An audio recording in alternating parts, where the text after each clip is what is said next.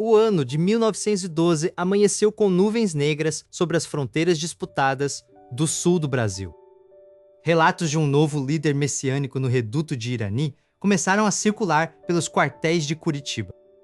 O coronel João Gualberto recebeu suas ordens com a rigidez de um soldado veterano. Ele sabia que a missão era expulsar os seguidores do monge José Maria daquelas terras. A mobilização da Força Pública do Paraná foi imediata e barulhenta. Centenas de homens vestiram seus uniformes caqui, prontos para manter a ordem do Estado. João Gualberto montou seu cavalo à frente do contingente, simbolizando a autoridade paranaense. A marcha começou sob o olhar curioso e apreensivo da população local. O caminho para o Irani era marcado por densas florestas de araucárias e terreno acidentado. Os soldados enfrentavam o barro profundo que tornava cada passo uma luta constante. Nas sombras da mata, os olhares dos caboclos vigiavam o avanço da tropa. No reduto rebelde, o monge José Maria pregava sobre o fim dos tempos e a resistência divina. Eles não tinham fuzis modernos, mas seus facões brilhavam com uma determinação fanática.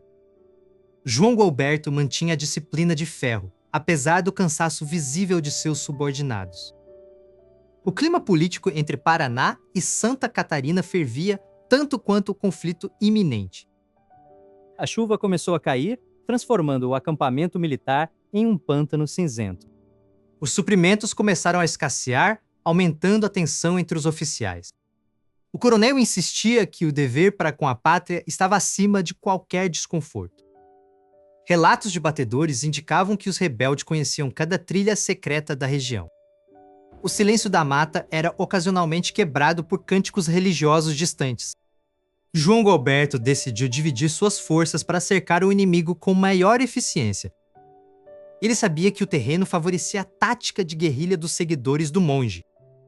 Os soldados carregavam seus fuzis Mauser, confiantes na superioridade de seu armamento. A proximidade com Irani era sentida pelo cheiro de fumaça de fogueiras no horizonte. O governo central exigia uma solução rápida para evitar que a rebelião se espalhasse. Muitos daqueles soldados eram jovens que nunca haviam visto o horror de uma guerra real. João Gualberto preparou seu testamento espiritual antes da investida final. No dia 22 de outubro, a tropa alcançou as bordas do reduto inimigo. O acampamento dos rebeldes parecia estranhamente silencioso e deserto. O coronel ordenou que todos mantivessem as baionetas caladas para o combate próximo. José Maria abençoava seus guerreiros, prometendo que as balas não os atingiriam. O terreno pantanoso de Irani preparava-se para receber o sangue de ambos os lados. As táticas militares convencionais mostravam-se inúteis em um matagal tão denso. O coração dos recrutas batia forte contra o peito enquanto o avanço continuava. O coronel percebeu movimentações rápidas entre as árvores à sua frente. Gritos selvagens de guerra começaram a ecoar de todas as direções simultaneamente.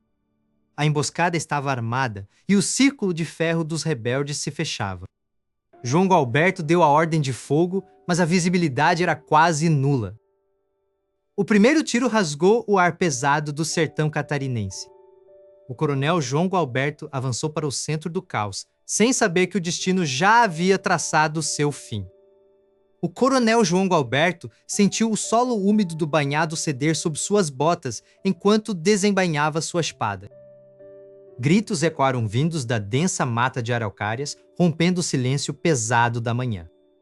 De repente, centenas de sertanejos surgiram entre os troncos, brandindo facões artesanais e lanças de madeira.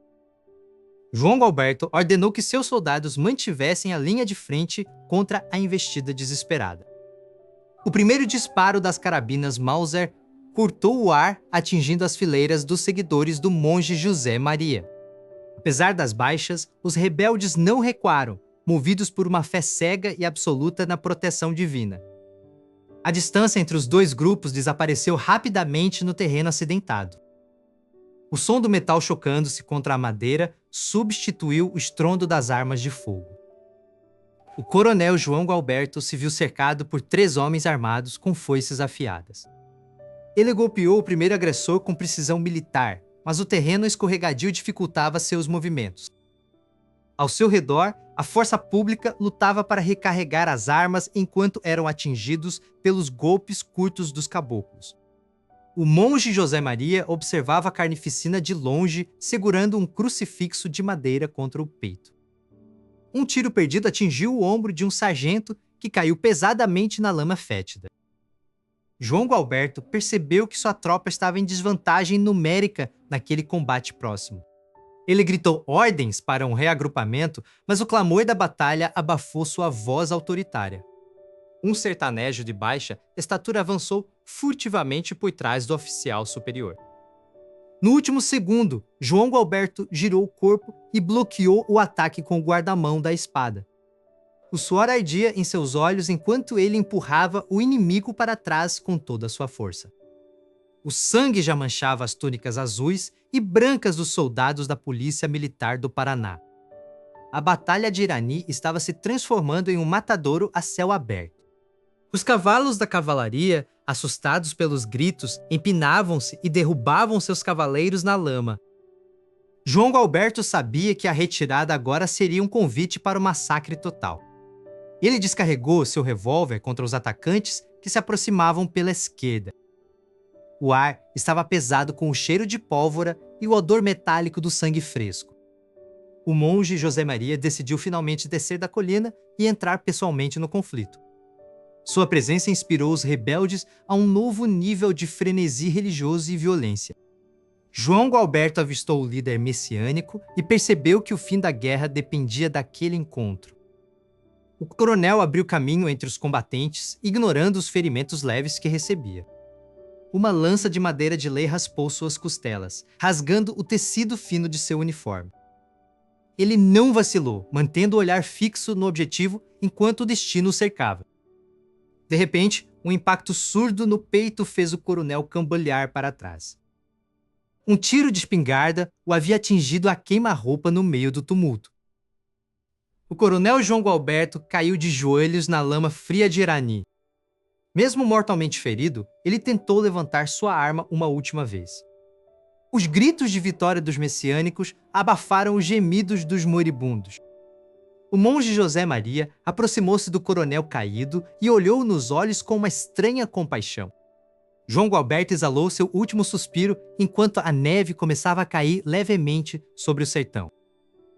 Com a queda de seu comandante, a força pública entrou em colapso e iniciou uma fuga desordenada. A vitória dos rebeldes em Irani foi absoluta, mas o preço pago em sangue foi incalculável. Enquanto o sol se punha, uma figura sombria recolhia os pertences do coronel, preparando-se para o que viria a seguir. O silêncio que se seguiu ao último disparo em Irani foi mais ensurdecedor do que o próprio combate. Os corpos dos soldados e dos fanáticos jaziam misturados, unidos pela tragédia de uma terra em disputa. A notícia da morte do coronel João Gualberto atravessou as matas como um vento gelado e fúnebre. Historiadores apontam que a subestimação do fervor messiânico foi o primeiro erro tático fatal. João Gualberto acreditava em uma vitória rápida contra o que via apenas como desordeiros rurais. Ele não previu que a fé dos seguidores do monge José Maria os tornaria imunes ao medo da morte. A cavalaria paranaense encontrou um terreno pantanoso que anulou sua principal vantagem de mobilidade. O combate tornou-se um pesadelo de armas brancas, onde a disciplina militar pouco valia. Mesmo cercado, o coronel recusou-se a recuar, mantendo sua honra até o último suspiro. Sua morte transformou um desastre militar em um épico de bravura nacional. Após o conflito, a Força Pública do Paraná iniciou uma reforma profunda em seus treinamentos. A lição de Irani foi aprendida com o sangue dos melhores homens do estado. João Gualberto tornou-se o patrono da Polícia Militar do Paraná, um símbolo de dever absoluto. Mas a Batalha de Irani foi apenas o prefácio de uma guerra muito maior e mais sangrenta. O sacrifício do coronel não impediu que o contestado se tornasse uma ferida aberta no Brasil. A disputa territorial entre Paraná e Santa Catarina exacerbou as tensões locais. Milhares de sertanejos continuaram a lutar por uma terra que acreditavam ser sagrada. A análise militar moderna critica a falta de logística adequada para o terreno acidentado. No entanto, ninguém questiona a integridade moral com que o comandante liderou seus homens. Hoje, monumentos em sua honra lembram aos brasileiros o preço da estabilidade nacional. As ruínas de Irani ainda guardam os ecos dos gritos de guerra e das orações. A história de João Gualberto é uma lição sobre a complexidade da formação do nosso país. Muitas famílias paranaenses ainda guardam medalhas e memórias de antepassados que lá estiveram. O combate de Irani provou que a força bruta não basta contra ideais profundamente enraizados.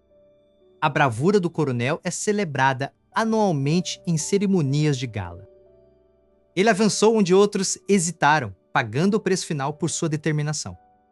O sangue derramado naquele solo catarinense selou um destino de união e dor. A Batalha de Irani é hoje estudada em todas as academias militares do Brasil. Ela serve como um lembrete das falhas de comunicação entre o governo e o povo. João Gualberto não foi apenas um oficial, mas um homem de sua época e de sua farda. A cada outubro, as flores nascem em Irani sobre as cicatrizes da terra. O coronel deixou para trás uma família e uma corporação que jamais o esqueceriam.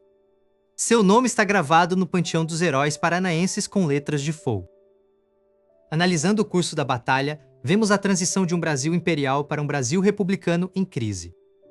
Os contributos heróicos de João Gualberto transcendem a estratégia pura. Eles representam a dedicação final a uma causa, certa ou errada, perante o perigo. A viúva do coronel recebeu suas condecorações com a dignidade de quem entende o fardo do dever. Irani não foi um fim, mas o início de uma lenda que ainda inspira soldados. Ao final, a avaliação da batalha revela um oficial que morreu lutando pelo que acreditava ser a lei. A poeira de Irani baixou, mas a chama de João Gualberto permanece acesa na história.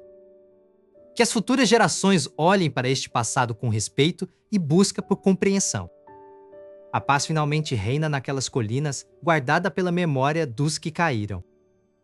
Coronel João Gualberto, um nome que se tornou sinônimo de heroísmo no sertão paranaense. Aqui termina o relato de sua última e mais gloriosa batalha. Que seu sacrifício nunca seja esquecido pelos anais da nossa nação.